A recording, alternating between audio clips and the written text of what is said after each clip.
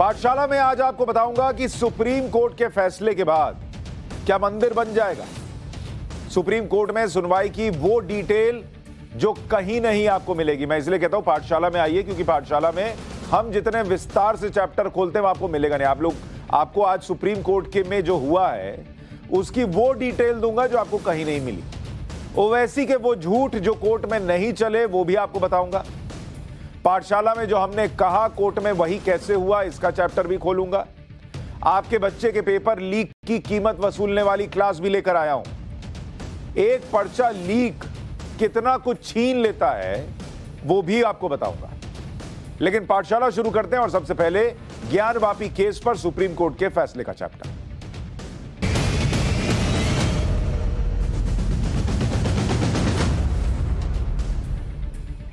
अब क्या है, जैसे पाठशाला चल रही है और आप सोचे आंख बंद कर लेंगे तो पाठशाला नहीं होगी, वो कुछ और शो हो जाएगा, तो वो होगा नहीं। वैसे ही ज्ञानवापी मामले में उन लोगों को सच्चाई का सामना करना ही पड़ेगा जो लोग सर्वे और वीडियोग्राफी का विरोध कर रहे थे, क्योंकि मुस्लिम पक्ष ने कहा कि केस सुनवाई के योग्य नहीं, रिजेक्ट किया जाए।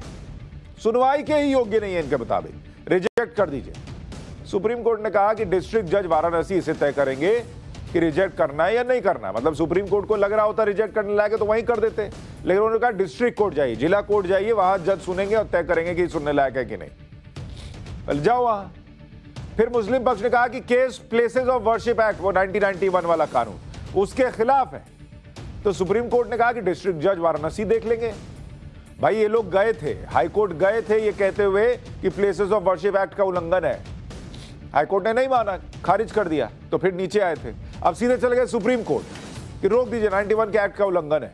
कोर्ट ने कहा नीचे जाओ, वो जिला जज है ना वो देख लेंगे, उनसे दिखलवा लो। अच्छा, मुस्लिम पक्ष ने फिर कहा कि सर्वे कमीशन बनाना ही गलत था, 91 के कानून का सेक्शन 3 जो है उसका उल्लंघन है। तो सुप्रीम कोर्ट ने कहा कि धार्मिक चरित्र पता लगाना कानून का उल्लंघन नहीं है। जो हम आपको पाठशाला में बता रहे थे कि वीडियोग्राफी कर लेने से असदुद्दीन ओवैसी जो है वो कोई संजय मिश्रा नहीं हो सकते। हो सकता है कि भाई पिछला इतिहास कुछ भी रहा हो, लेकिन आज की तारीख में वीडियोग्राफी कर लेंगे तो नाम संजय मिश्रा, सुशांत सिन्हा नहीं हो जाएगा। वैसे ही अगर मस्जिद की वीडियोग्राफी हो जाएगी तो उसका धार्मिक कैरेक्टर चेंज नहीं हो जाएगा वीडियोग्राफी से। हाँ, उसके बाद सबूत निकल आएंगे, बातें होंगी तो हो सकता है, लेकिन अभी कानून का उल्लंघन नहीं है। तो कोर्ट ने भी वही कहा कि धार्मिक चरित्र पता लगाना कानून का उल्लंघन नहीं है। यानी अगर आप इसको समझने बैठिएगा कि आज अदालत में कौन कौन सी जरूरी बातें हुई और जो हथकंडे अपनाए गए थे कि सर्वे रुक जाए, फिर सर्वे में जो आ रहा है वो रुक जाए। मुस्लिम पक्ष की मांग थी कि सर्वे रोक दो, तो सर्वे तो हो चुका, सर्वे की रिपोर्ट लीक हो चुकी। सुप्रीम कोर्ट ने कहा कि ये तो नहीं। अरे जब सर्वे की रिपोर्ट आ गई, सर्वे की रिपोर्ट लीक हो गई, अब क्या रोक देंगे? आप कह रहे हैं भगवान से कि भगवान सुबह मत होने दीजिए, और ये कब कह रहे हैं? सुबह कह रहे हैं। तो भगवान भी कहेंगे ना कि सुबह कैसे, रात में ना आना था। आप कहेंगे हम रात में आए थे लेकिन गलत जगह गए थे ना, मतलब गलत जगह मतलब गलत समय पे गए थे, गलत वजह लेके गए थे। मुस्लिम पक्ष ने 91 के कानून की उल्लंघन की दलील दी कि 91 के कानून का उल्लंघन हुआ है। कोर्ट ने इसको भी खारिज कर दिया कि भाई नीचे वाले जज से आप चेक करा लीजिए, जो जिला जज है उनसे चेक करा लीजिए। कोर्ट ने नहीं किया। कोर्ट को अगर इतना ही बड़ा मामला लगता कि सीधे सीधे 91 के एक्ट का उल्लंघन है तो कोर्ट ही कर देता। उन्होंने कहा जज से पूछ लीजिए। और किसी धार्मिक स्थल का कैरेक्टर क्या है, बदला नहीं गया है, सच क्या है ये जान लेना कानून का उल्लंघन कैसे है? सुप्रीम कोर्ट में सुनवाई के दौरान प्लेसेस ऑफ वर्शिप एक्ट 91 का जिक्र हुआ। क्योंकि मैं आपको बोलता हूं पाठशाला में हम लोग थोड़ा ज्यादा डिटेल में जाते हैं, तो आपको एक एक चीज पता होनी चाहिए, क्योंकि कल को लोग बहुत चीज घुमाएंगे। अभी ही मैं देख रहा हूं कि आधी आधी लाइन पकड़ के और कह रहे हैं अरे कोर्ट ने तो ये कहा है, कोर्ट ने तो ये कहा है। हिंदू पक्ष को बहुत खुश नहीं होना चाहिए। अभी सब क्लियर कर दूंगा। मुस्लिम पक्ष की तरफ से वरिष्ठ वकील हज़ेफा अहमदी ने दलील रखी। अहमदी ने कहा कि ट्रायल कोर्ट ने जो फैसला दिया है वो प्लेसेस ऑफ वर्शिप एक्ट 91 के मुताबिक नहीं है। इस केस में जो दलील दी गई है उसमें धार्मिक कैरेक्टर को बदलने की बात है केस में, जबकि 91 के एक्ट के सेक्शन 3 के मुताबिक किसी भी उपासना स्थल के धार्मिक कैरेक्टर को नहीं बदला जा सकता। इस केस में भी यही लागू होता है। मूर्तियां आदि खोजने के लिए कमीशन को क्यों नियुक्त किया गया? यह सब 91 के एक्ट के सेक्शन 3 के तहत प्रतिबंधित है। मुस्लिम पक्ष की इस दलील के जवाब में जस्टिस DY चंद्रचूड़ ने क्या कहा, आपको सुनना चाहिए। उन्होंने कहा कि इस कानून की कई बारीकियां हैं जिस पर ध्यान देना होगा। कानून के तहत धार्मिक चरित्र का पता लगाने पर रोक नहीं है, जो हम आपसे कह रहे थे कि धार्मिक चरित्र का पता लगाने पर रोक नहीं है। बदलेंगे नहीं बदलेंगे वो बात की बात है। उपासना स्थल के धार्मिक चरित्र का पता लगाना सेक्शन 3 या 4 का उल्लंघन नहीं है, यह जज साहब ने क्लियर कर दिया। मतलब वीडियोग्राफी जो हुई वो कहीं से भी 91 के एक्ट का उल्लंघन नहीं है। ये ऐसे मामले हैं जहां हम अपने आदेश में किसी राय को खारिज नहीं करेंगे। मान लीजिए कि एक पारसी मंदिर के कोने में एक क्रॉस है, तो क्या क्रॉस की मौजूदगी उसे चर्च बना देगी? अब कुछ लोग बहुत, जो मैंने आपसे कहा ना कि आपको डिटेल में जानकारी होनी चाहिए, कुछ लोग गुमराह कर रहे हैं और कह रहे हैं कि कोर्ट ने यह कह दिया कि पारसी मंदिर के कोने में क्रॉस है तो क्या वो चर्च हो जाएगा। इसका मतलब अगर मंदिर में त्रिशूल मिल गया, त्रिशूल के निशान मिल गए, स्वास्तिक मिल गया, अगर शिवलिंग मिल गया या कुछ और भी मिल गया तो वो मंदिर थोड़ा ही हो जाएगा मस्जिद के अंदर मिलने से। कोर्ट के कहने का मतलब ये नहीं था। कोर्ट के कहने का मतलब ये था कि मिल जाने भर से वो चर्च नहीं हो जाएगा, उसको आपको चर्च घोषित करना पड़ेगा। समझे बात को? कोर्ट कह रहा है कि पारसी मंदिर के कोने में एक क्रॉस है, क्या क्रॉस की मौजूदगी उसे चर्च बना देगी? आपको काम करना पड़ेगा ना, उसको चर्च बनाना पड़ेगा ना। वही जज साहब कह रहे हैं कि अगर वहां त्रिशूल है और इसकी वीडियोग्राफी हो गई तो क्या यह मंदिर हो गया? लेकिन लोग दिमाग बहुत लगाते हैं, तुरंत घुमा दिया कि जज साहब ने तो जैसे कह दिया है कि वहां अगर मिल भी गया ये सब तो वो मंदिर नहीं हो जाएगा। बहुत खेल चलता है, इसलिए मैं कहता हूं ध्यान से सुना कीजिए और समझा कीजिए। एक बार ओवैसी को सुन लीजिए।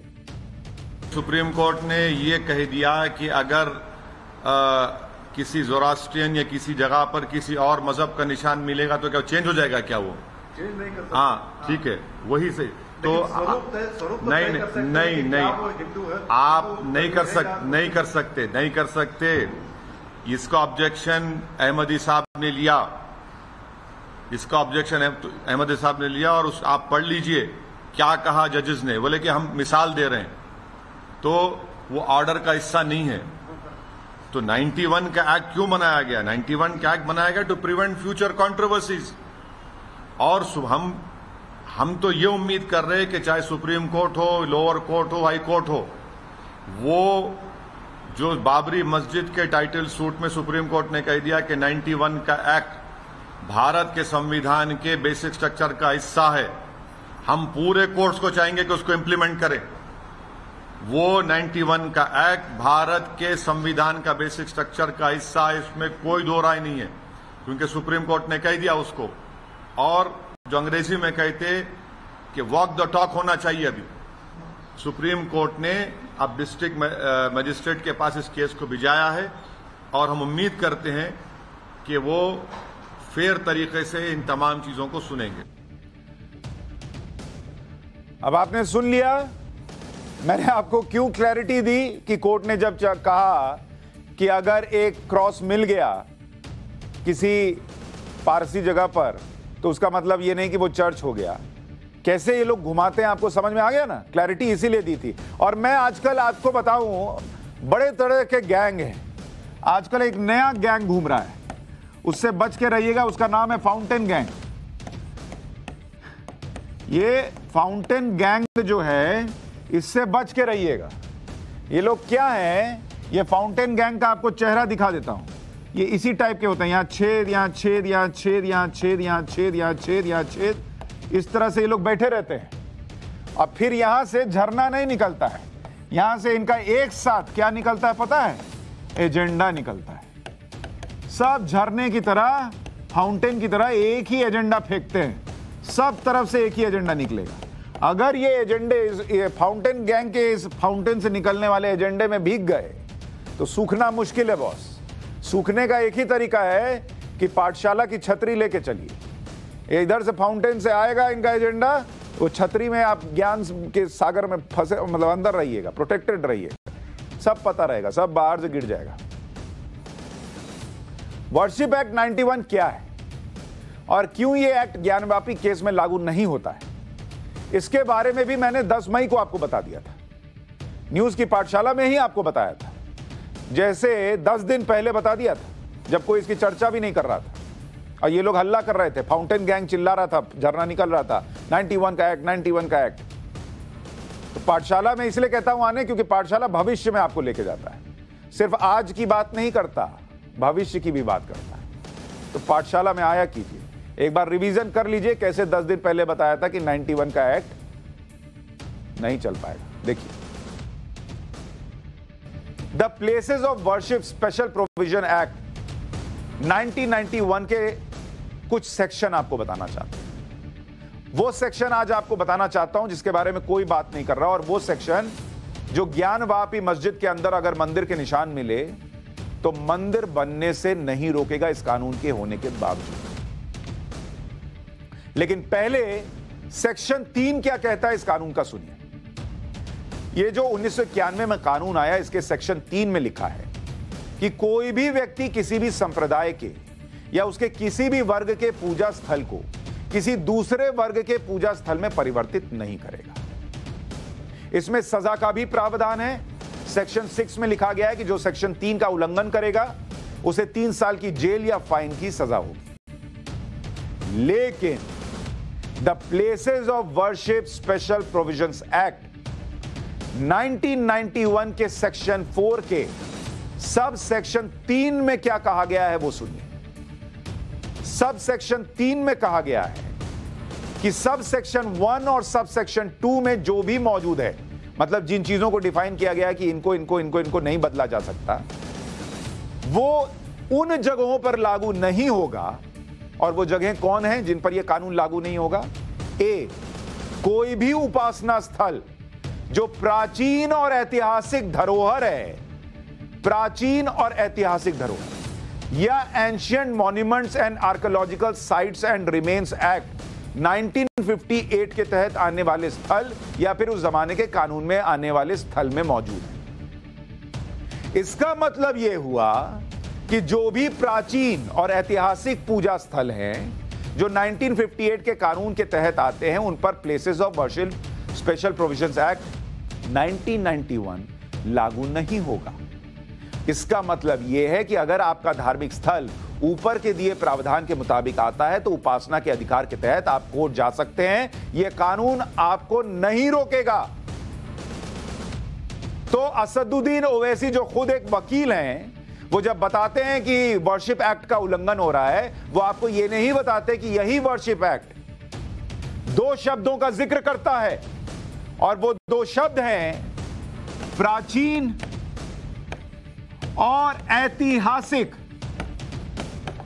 इन 2 शब्दों का यह जिक्र करता है कि अगर आपका मॉन्यूमेंट प्राचीन है और ऐतिहासिक है तो उस पर वर्शिप एक्ट लागू नहीं होगा।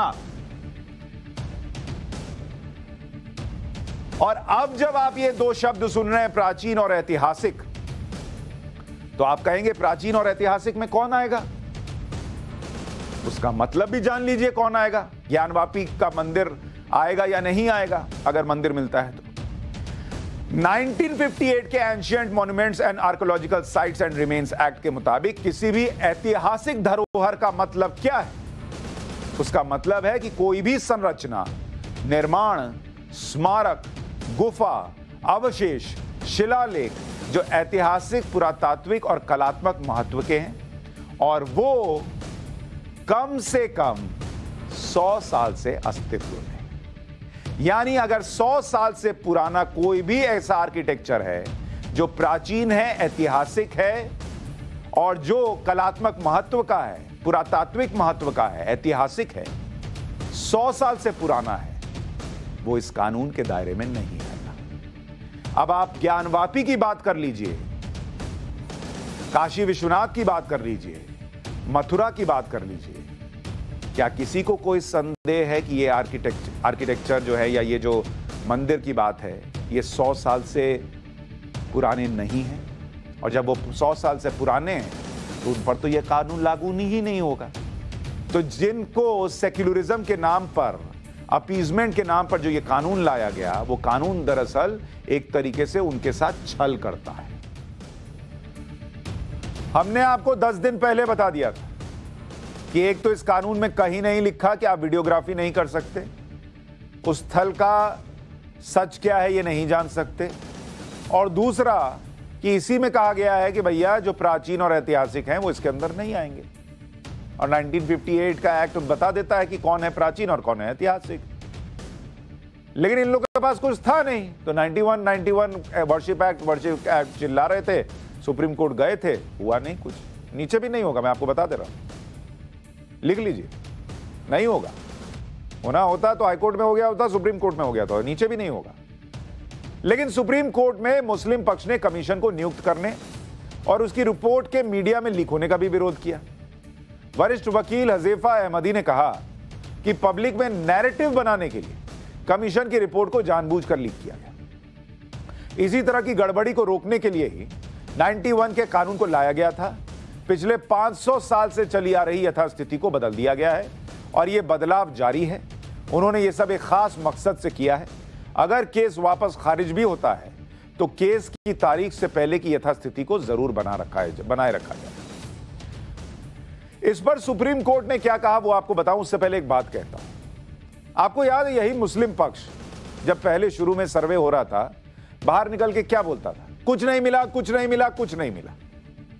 अब कह रहे हैं जो अंदर मिल गया वो दिखाने से पब्लिक परसेप्शन बदल जाएगा। अगर अंदर कुछ नहीं मिला तो फिर जो अंदर मिल गया, जो अंदर का है, वो दिखाने और बताने से परसेप्शन कैसे बदलेगा? इसका मतलब बाहर आके झूठ बोल रहे थे कि कुछ नहीं मिला, कुछ नहीं मिला। और जो अंदर मिल गया है वो तो वीडियो में है, वो तो फोटो में है, आज नहीं कल बाहर आना ही है, तो परसेप्शन नहीं बनेगा। मतलब सच को अंदर दबा दोगे तो बाहर लोगों का परसेप्शन नहीं बनेगा। इस पर सुप्रीम कोर्ट के जस्टिस सूर्यकांत ने कहा, जो मुस्लिम पक्ष का पहले बताया, उस पर सूर्यकांत जी ने कहा कि आपकी परेशानी का समाधान हो सकता है अगर ऑर्डर 7 रूल 11 के तहत आपकी अर्जी पर ट्रायल कोर्ट फैसला करे। जो भी आप मुद्दे उठाना चाहते हैं, अगर आपकी अर्जी ऑर्डर 7 रूल 11 के तहत मंजूर हो जाती है तो जिस भी अंतरिम आदेश को आप चैलेंज कर रहे हैं, आपको नहीं लगता वो अपने आप खत्म हो जाएगा। अब आप कहेंगे थोड़ा कॉम्प्लिकेटेड हो गया, ये ऑर्डर 7 रूल 11 क्या है? हम लोग सब वकील तो है नहीं, तो पाठशाला है, डिटेल में लाते हैं, निकाल के लाए हम रिसर्च करके कि ऑर्डर 7 रूल क्या है। कोड ऑफ सिविल प्रोसीजर के ऑर्डर 7 रूल 11 का मतलब है कि जब कोई केस फाइल करता है और दूसरा पक्ष यह कहता है कि केस मेंटेनेबल नहीं है, मतलब इसे तो चलाया ही नहीं जाना चाहिए, इतना बेकार केस है कि इसको तो चलाना ही नहीं चाहिए, इसे तो तुरंत डिसमिस कर दीजिए, तो दूसरा पक्ष क्या करता है? वो ऑर्डर 7 रूल 11 के तहत अर्जी देता है। मतलब लंबी सुनवाई हो फिर हो कि नहीं, मामला गलत था, ऑर्डर 7 रूल 11 के तहत अर्जी दे दीजिए, ये तो सुनने लायक नहीं है बॉस सर, इसको अभी खत्म कर दीजिए। जज साहब सुनेंगे और वही खारिज हो जाएगा मामला। तो सुप्रीम कोर्ट ने वही कहा कि ऑर्डर 7 रूल 11 लगाइए अगर आपको इतना यकीन है सुनने लायक नहीं है। फिर आप कहेंगे कि ऑर्डर 7 रूल 11 के तहत किन हालात में केस खारिज हो सकता है या नामंजूर हो सकता है? खाली मैं कह दूं कि ये सुनने लायक नहीं है, ऐसा तो होगा नहीं। उसके लिए कुछ गाइडलाइंस है। जैसे अगर केस किसी भी कानून द्वारा रोका गया तो केस को खारिज किया जा सकता है। जो वो कह रहे हैं कि 91 का एक्ट के तहत ये तो हो ही नहीं सकता, ये केस हो ही नहीं सकता, तो इसलिए वो कह रहे हैं 7-11 के तहत इसको सुनिए ही मत, खारिज कर दीजिए। केस दाखिल करने वाला अगर केस दाखिल करने की सही वजह नहीं बता पाता है तो केस खारिज किया जा सकता है। क्यों कर रहे हो यही नहीं पता है तो फिर किस बात का केस, हटाओ इसको। तीसरी बात यह होती है कि जब केस करने वाले की अर्जी कानूनी रूप से सही ना हो तो भी केस खारिज किया जा सकता है। जब केस करने वाले के पास पूरे दस्तावेज ना हो या केस चलाना जरूरी है, इसकी कोई ठोस वजह ना हो, तो भी केस खारिज किया जा सकता है बिना सुनवाई के। तो यही ऑर्डर 7 रूल 11 का हवाला दिया मुस्लिम पक्ष ने। ऑर्डर 7 रूल 11 पर अपनी दलील रखते हुए मुस्लिम पक्ष के वकील हज़ेफा अहमदी ने कहा कि जब तक आदेश 7 नियम 11 आवेदन को सुना जाएगा तब तक वहां क्या बचेगा? क्योंकि जानकारी तो आ गई बाहर। अब पब्लिक का सेंटिमेंट है, सब पूछ रहे हैं कि स्विच बोर्ड के नीचे त्रिशूल था, जो पंखा ऑन करता था, लाइट ऑफ करता था, उसको दिख नहीं रहा था त्रिशूल था। ये सवाल तो वहीं तैरते रह जाएंगे। ऑर्डर 7 रूल 11 हो ना हो, उसके तहत सुना जाए नहीं सुना जाए, तो वो कह रहे हैं कि अब बचेगा क्या? क्या उसे घाव की तरह छोड़ दिया जाए? इससे पब्लिक को शरारत करने का मौका मिले। शरारत, वाह, अंदर मिल रहे हैं भर भर के सबूत और शरारत वो कर रहे हैं जो पूछ रहे हैं सवाल। खैर, कह रहे हैं जिसको रोकने के लिए, मतलब शरारत को रोकने के लिए एक्ट 1991 बनाया गया था। अगर इसमें देरी की गई तो 91 के कानून का लक्ष्य पूरा नहीं होगा। एक माहौल बनाया जा रहा है, कमीशन की रिपोर्ट सुविधा के हिसाब से लीक की जा रही है, जिससे सांप्रदायिक माहौल खराब हो रहा है। इस मामले को एक केस के दायरे में ना देखा जाए, इससे पूरे देश पर पड़ने वाले असर के बारे में विचार करना चाहिए। अंदर मंदिर के सबूत मिल जाएं और हिंदू पक्ष कहे कि हम तो यही कह रहे थे कि ये तो मंदिर ही था, तो इससे धार्मिक सौहार्द खराब हो जाता है। वाह, क्या धार्मिक सौहार्द है! धार्मिक सौहार्द का सवाल ये लोग ये नहीं पूछते कि सेक्युलरिज्म और गंगा जमुनी तहजीब के तहत अगर अंदर मंदिर के निशान मिल जाते हैं तो सुप्रीम कोर्ट क्यों जाओगे भाई? वहीं तुरंत अपने भाई हिंदू भाई को सौंप दो, तब धार्मिक सौहार्द का ख्याल नहीं आता, तब गंगा जमुनी तहजीब का ख्याल नहीं आता।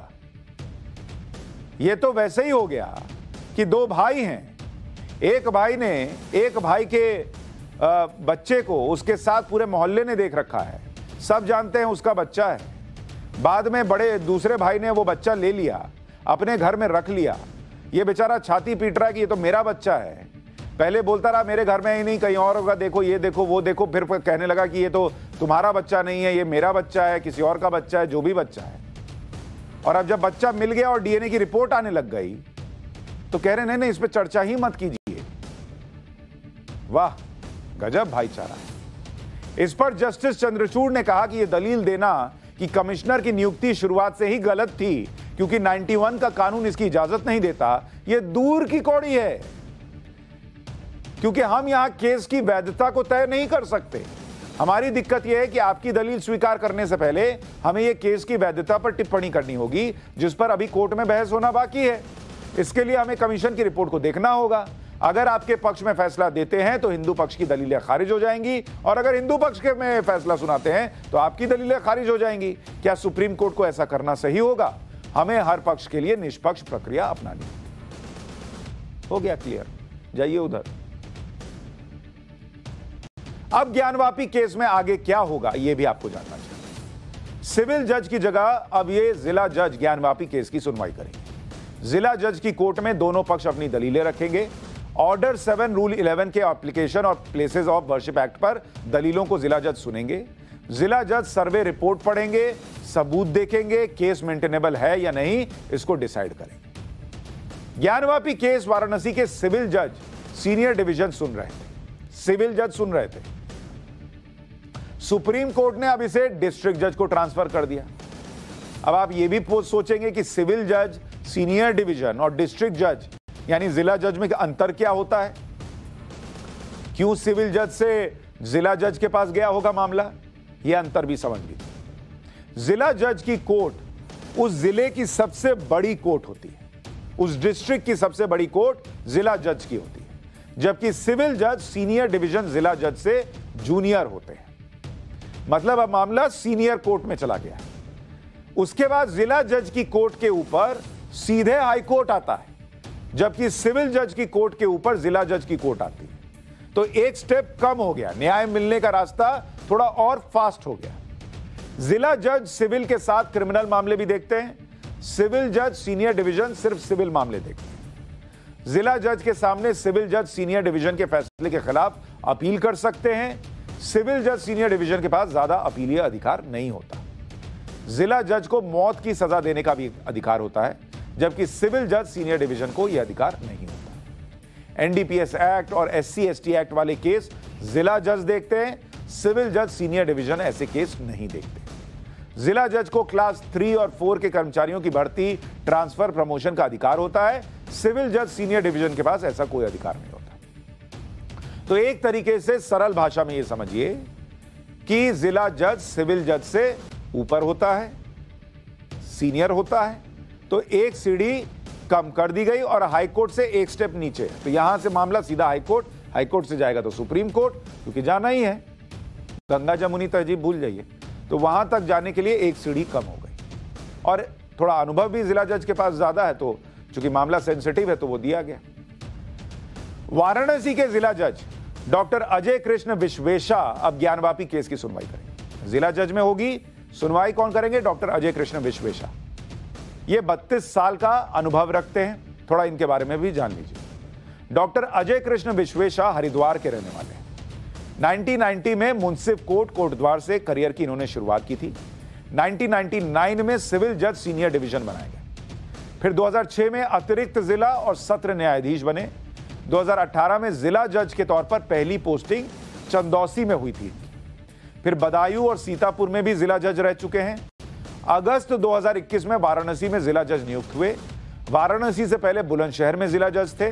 अब तक 30 अलग अलग जिलों में न्यायिक पदों पर रह चुके हैं। जनवरी 2024 में डॉक्टर अजय कृष्ण विश्वेशा रिटायर होंगे, मतलब अभी उनके पास समय की कोई कमी नहीं है। और कोर्ट ने वैसे भी कहा है कि शायद 8 हफ्ते में आप जो है इस पर सुनवाई कर लीजिए, मतलब 2 महीने में होना है, अभी रिटायरमेंट का कोई मसला ही नहीं है। लेकिन जब तक जिला जज के पास केस का फैसला होगा तब तक ज्ञानवापी परिसर में क्या होगा यह भी सुन लीजिए। सुप्रीम कोर्ट ने जो 17 मई का अंतरिम आदेश दिया था वो 8 हफ्ते तक बना रहेगा। शिवलिंग वाले एरिया को सील करने का आदेश जारी रहेगा। ज्ञानवापी मस्जिद में नमाज होती रहेगी। वजू के लिए अब वो जगह इस्तेमाल नहीं होगी जहां शिवलिंग मिलने का दावा है। प्रशासन अरेंजमेंट करेगा कि कहां वजू करना। वजू खाने पर सुनवाई के दौरान मुस्लिम पक्ष के वकील अहमदी ने यह भी कहा कि सुप्रीम कोर्ट ने 17 मई को आदेश दिया था कि मुसलमानों को मस्जिद में नमाज अदा करने दिया जाए, लेकिन वजू के लिए इस्तेमाल होने वाले इलाके को सील कर दिया गया। हर तरफ पुलिस और लोहे के गेट हैं। कोर्ट के आदेश के बाद भी यथास्थिति को बदल दिया गया है। जहां लोग वजू करते थे वहां नल है, लोगों को वहां पहुंचने देना चाहिए।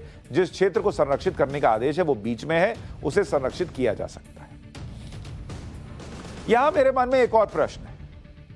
इतना सुना है ना गंगा जमुनी तहजीब, गंगा जमुनी तहजीब, सेकुलरिज्म सेकुलरिज्म, इसलिए यह सवाल आता है कि अगर अभी के लिए हिंदू पक्ष के लिए यह शिवलिंग है, कोर्ट क्या कहेगा वो तो तय करेगा, लेकिन अभी तो हिंदू पक्ष के लिए शिवलिंग है ना, तो वो गंगा जमुनी तहजीब कहां चली गई कि आपको यह नहीं लग रहा कि जिनका ये शिवलिंग है, जिनके आराध्य हैं, उनके आसपास कम से कम हाथ पैर ना धोया जाए, थूका ना जाए।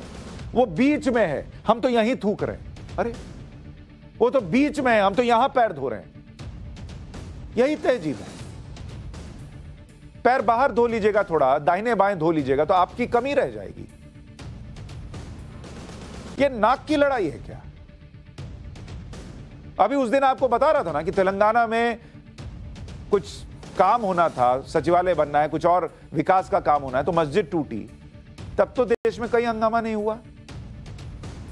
यहां हिंदू पक्ष अपने पक्ष की बात कर रहा है, सबूत मिलने की बातें हो रही हैं, इतिहास के पन्ने में चीजें हैं, उसमें आप जो है वो नाक की लड़ाई बना रहे हैं। और क्या है फिर ये? हालांकि वजू के बाद पर सॉलिसिटर जनरल ने कहा कि जहां कथित तौर पर एक शिवलिंग पाया गया है उस क्षेत्र में वजू की इजाजत देना कानून और व्यवस्था की समस्या पैदा कर सकता है। मुस्लिम पक्ष के वकील अहमदी ने इस पर कहा कि उस नल के पानी का इस्तेमाल होने दें जैसा कि पिछले 500 सालों से होता आ रहा है। उसी नल से धोना, पैर कुल्ला करना इतना जरूरी हो गया। इस पर कोर्ट ने कहा कि उन्होंने वजू खाने की तस्वीरें नहीं देखी हैं, इसलिए जब तक वजू के लिए उचित व्यवस्था नहीं हो जाती तब तक जिला मजिस्ट्रेट की सलाह से इसका इंतजाम हो जाए। अब पूरा मामला जिला अदालत के पास है, सुनवाई होगी, मेंटेनेबिलिटी यानी केस चलना भी चाहिए या नहीं इस पर फैसला होगा, 91 के एक्ट पर फैसला हो जाएगा, सबूतों पर जिरह होगी उसके बाद, और मामला बहुत तेजी से आगे बढ़ेगा, यह मान के चलिए। पूरी जानकारी आज आपको दे दी कि कोई आपको घुमा ना सके कि अरे कोर्ट ने तो यह कह दिया, पकड़ के रखिएगा। अब पाठशाला में वीक सिस्टम में लीक पेपर का चैप्टर खोलता हूं, सीधा आपसे कनेक्टेड मामला है।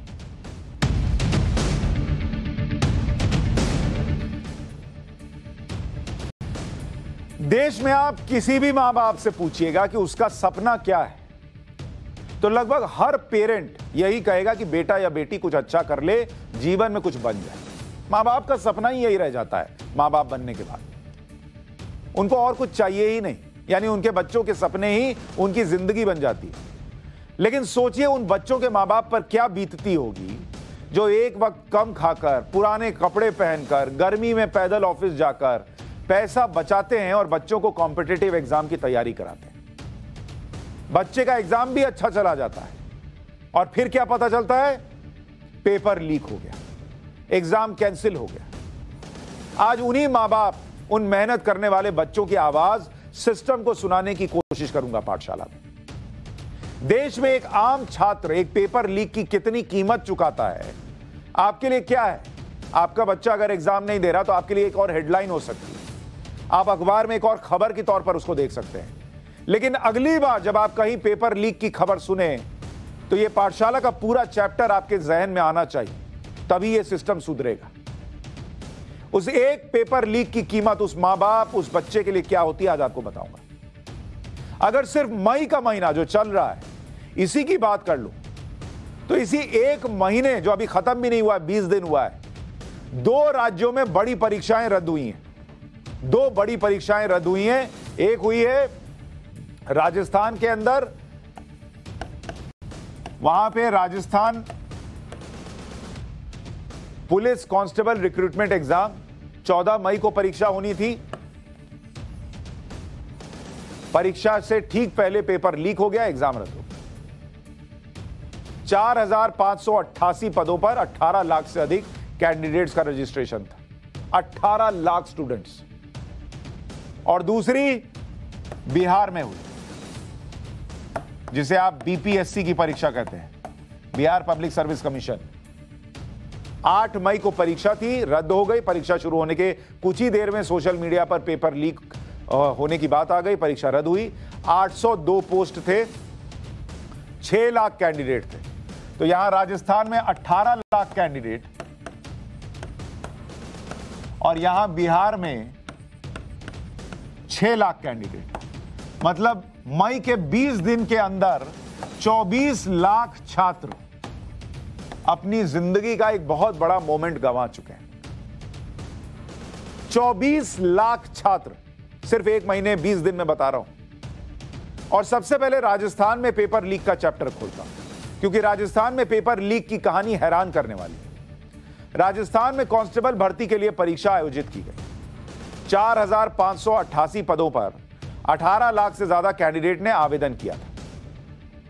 13 से 16 मई तक यह परीक्षा 2 शिफ्ट में हुई। इसी बीच 14 मई को दूसरी शिफ्ट में हुई परीक्षा का पेपर लीक हुआ।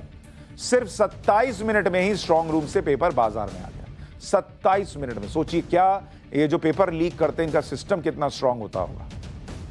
राजस्थान में भर्ती परीक्षा का इतना बुरा हाल है, आप उदाहरण से समझ जाइएगा। राजस्थान में पुलिस भर्ती परीक्षा लंबे समय से विवादों में। 2018 में भी नकल होने की वजह से परीक्षा को रद्द कर दिया गया था। इसी वजह से इस बार पुलिस विभाग ने ज्यादा सावधानी बरती। सोचिए एग्जाम भी किसका है, पुलिस विभाग का है, जिनका काम है लॉ एंड ऑर्डर कंट्रोल करना। और पुलिस विभाग के ही एग्जाम में पर्चा लीक हो जा रहा है। एक बार नहीं, दोबारा हो गया। सभी 470 सेंटर पर कड़ी सुरक्षा लगाई गई थी। परीक्षा सेंटर पर इंटरनेट को बंद करने के लिए जैमर लगाए गए थे।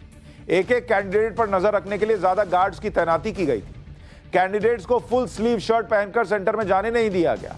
कैंडिडेट के बायोमेट्रिक जांच भी की गई। सेंटर पर सिर्फ पुलिसकर्मियों और निरीक्षक को जाने की इजाजत थी। महिला कैंडिडेट्स को हाथ पर मेहंदी भी नहीं लगाने की हिदायत दी गई थी।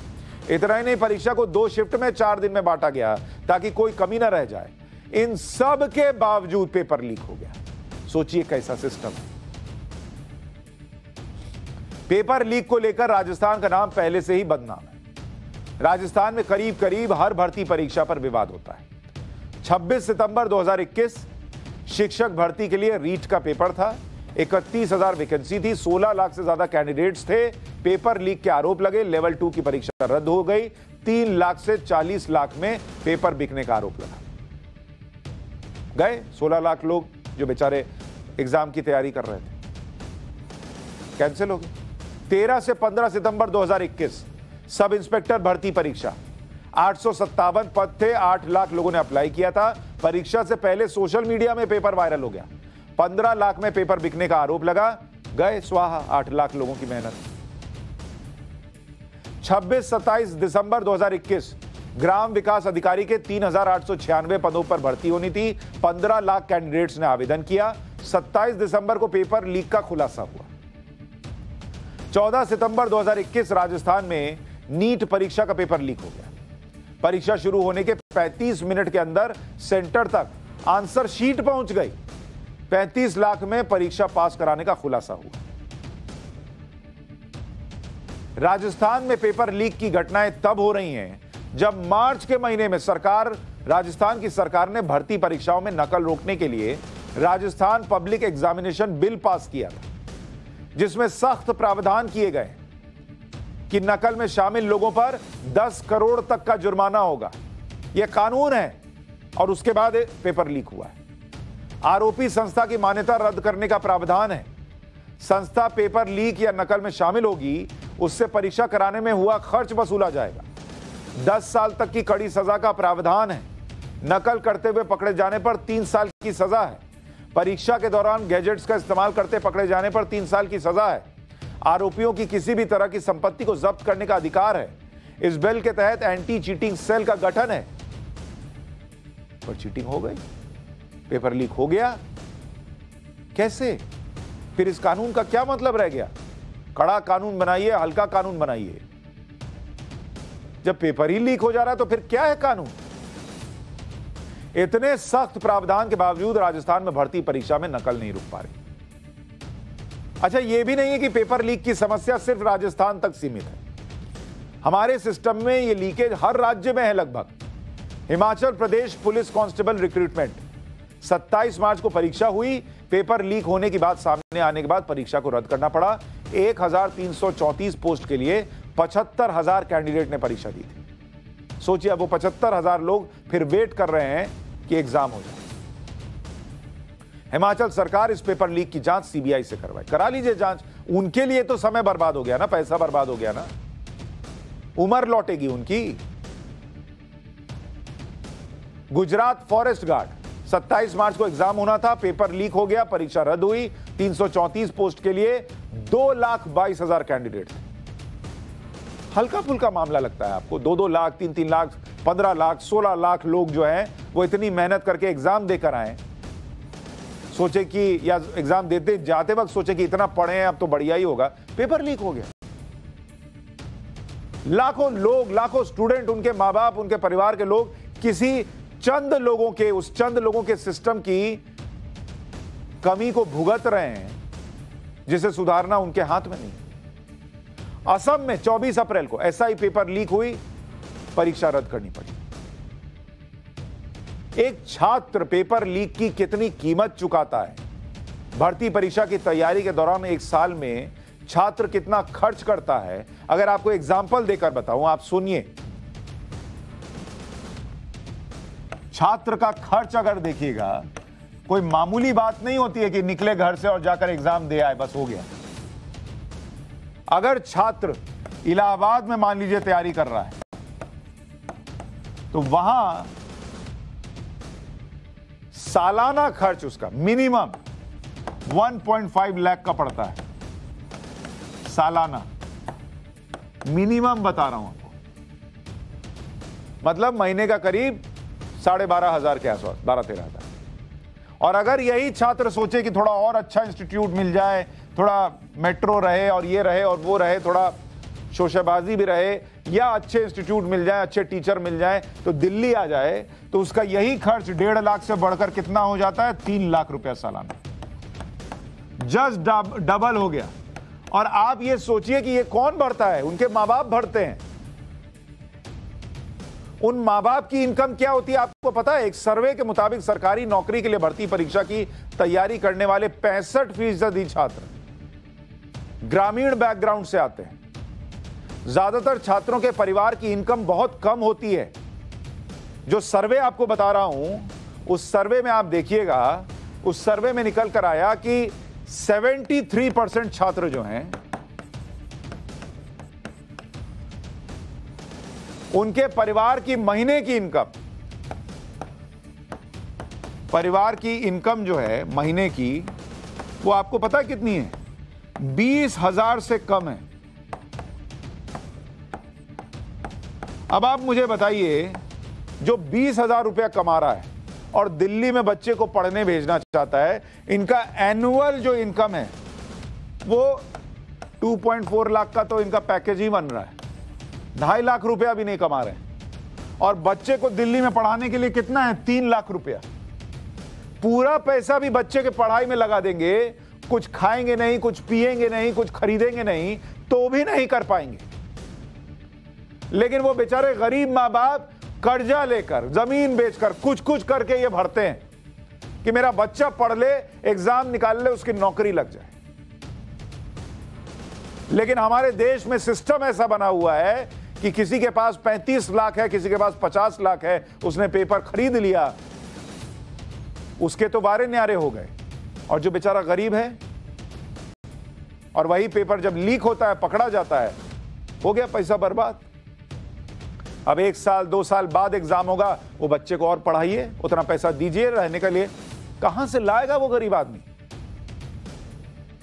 एक उदाहरण के जरिए समझते हैं कि एक गरीब परिवार के छात्र को किसी प्रतियोगिता परीक्षा देने के लिए किस तरह की मुश्किलों का सामना करना पड़ता है। मान लीजिए, आपको उदाहरण देता हूं बिहार का, कि अगर बिहार का छात्र है, हम लोग भी बिहार से ही हैं, और बिहार का छात्र बहुत मेहनत करता है। बिहार में हम लोग जब थे तो मान के चलिए, हम लोग के टाइम में तो जीवन में, क्योंकि वो दौर ऐसा था कि क्राइम बहुत था वहां, तो 6 बजे 7 बजे घर में घुस जाइए और पढ़ाई कीजिए। ये डिस्को, घूमने जाना, ये सब तो होता ही नहीं था, मॉल चले गए। तो बिहार का छात्र आज भी ज्यादातर जो है वो पढ़ाई ओरिएंटेड होता है, खाली पढ़ाई करो और एग्जाम निकालो, नौकरी करो। यहां बिहार के अंदर जो सालाना आय है प्रति व्यक्ति, सालाना आय, वो 50K से कम है, यानी 50,000 से कम है। सालाना आय कह रहा हूं, महीने का नहीं कह रहा हूं, सालाना। तो मतलब आप मान के चलिए कि बिहार में महीने के हिसाब से अगर देखिएगा तो 4,000 से थोड़ा ज्यादा, जो आदमी महीने का 4,000 रुपया कमा रहा है, 4,000 रुपया, तो कैसे बच्चे को पढ़ाता होगा सोचिए। अगली बार जब आप पेपर लीक की खबर अखबार में पढ़ें तो आपके अंदर गुस्सा दौड़ना चाहिए। जहां की भी सरकार हो, जिस भी पार्टी की सरकार हो, आपको वोट देते वक्त उनसे पूछना चाहिए कि पहले गारंटी दो कि वो जो 4,000 रुपया बेचारा कमा रहा है उसके बारे में सोचोगे। घर के राशन पर अब आप सोचिए, जो 4,4200 रुपया कमा रहा है, वो राशन पर कम से कम भी तो 1,500 रुपया खर्च करेगा।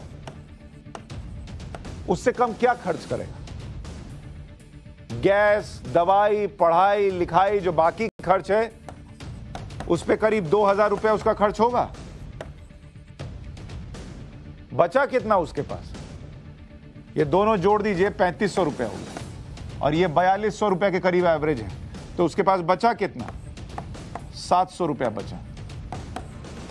ये 700 रुपया, उसमें फॉर्म भरने के लिए कम से कम 150 रुपया से 600 रुपया लगता है। अब तक परिवार का पूरा पैसा खर्च हो चुका होता है, परीक्षा भी बची ही हुई है, अभी उसको एग्जामिनेशन सेंटर भेजना है, कम से कम 500 रुपए की जरूरत तो होगी। परिवार कर्ज लेता है। तो जो लोग पैसे के लिए पेपर लीक कराते हैं, अगर पाठशाला देख रहे हैं, कभी सोचिए कि आप कितना गलत काम कर रहे हैं। आपका जब आपके घर में हो सकता है पैसा आ जाता होगा, जब पेपर लीक होता है ना, वो माँ बाप सो नहीं पाता, वो बच्चा नहीं सो पाता है जिसको माँ बाप की थोड़ी चिंता रहती हो कि अब मेरे माँ बाप कहाँ से कर्जा लेंगे, कैसे चुकाएंगे, कैसे क्या होगा, अब तो इस साल तो नहीं होगा, अगले साल होगा। वो यही कैलकुलेट करता रह जाता है। एग्जामिनेशन सेंटर तक पहुंचना एक संघर्ष है भाई, कि अगर परीक्षा सेंटर घर से 200 किलोमीटर के अंदर है तब तो 100-150 रुपया में ट्रेन का जनरल का टिकट आ जाएगा, लेकिन टिकट के बाद भी ट्रेन में बैठने की जगह नहीं मिलती। यह आपको तस्वीर दिखा रहा हूं, पुरानी तस्वीर है, लोग एग्जाम देने जा रहे हैं, देखिए कैसे। ये तस्वीरें आपके दिमाग में घूमनी चाहिए जब आप अगली बार पेपर लीक की खबर पढ़े। जिनके ऊपर जिम्मेदारी है पेपर लीक रोकने की, उनके जहन में घूमनी चाहिए। ट्रेन में 5-6 घंटे छात्र खड़े होकर परीक्षा वाले शहर पहुंचते हैं, पैसे बचाने के लिए उन्हें प्लेटफॉर्म पर सोना पड़ता है, प्लेटफॉर्म पे खाना खाते हैं। घर से मां बिहार का है तो सत्तू भरा पराठा बना के दे देती है, लिट्टी बना के दे देती है, वही खाते हैं, भूखे पेट सो जाते हैं। यह है एक पेपर लीक की कीमत। वो छात्र प्लेटफॉर्म से ही सुबह किसी तरह से गाड़ियों पर लटक कर खड़े होकर पैदल ही परीक्षा सेंटर पहुंचते हैं, और फिर क्या पता चलता है कि क्वेश्चन पेपर लीक हो गया, एग्जाम कैंसिल हो गया। वहां मां बाप घर में बैठे हैं, मां पूजा कर रही है कि आज भगवान बेटा का एग्जाम अच्छा चला जाए, उसका कुछ हो जाए, अच्छा हो जाए। इसलिए नहीं कि पढ़ेगा कुछ हो जाएगा तो मेरा कर्जा उतार देगा, कुछ अच्छा हो जाएगा तो अपने बच्चों को कम से कम इस सिस्टम से, इस बुरे घटिया सिस्टम से बचा लेगा।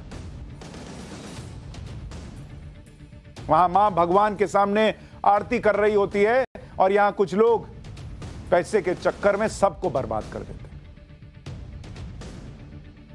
इतना खर्च करने के बाद फिर से उस छात्र को उसी ट्रेन में लटककर, उसी गाड़ी से लटककर वापस लौटना पड़ता है। 100-100 किलोमीटर पैदल चलकर घर जाकर मां बाप को क्या बताना पड़ता है पता है? मां पूछेगी बेटा पेपर कैसे गया, तो बताता है पेपर लीक हो गया मां। सोचिएगा कभी अंदर क्या क्या होता होगा उस वक्त, कैसे छात्रों की जिंदगी और परिवार की कमाई बर्बाद हो जाती है। सोचिएगा। सोमवार को पाठशाला में मिलूंगा, लेकिन सोचिएगा। नमस्कार।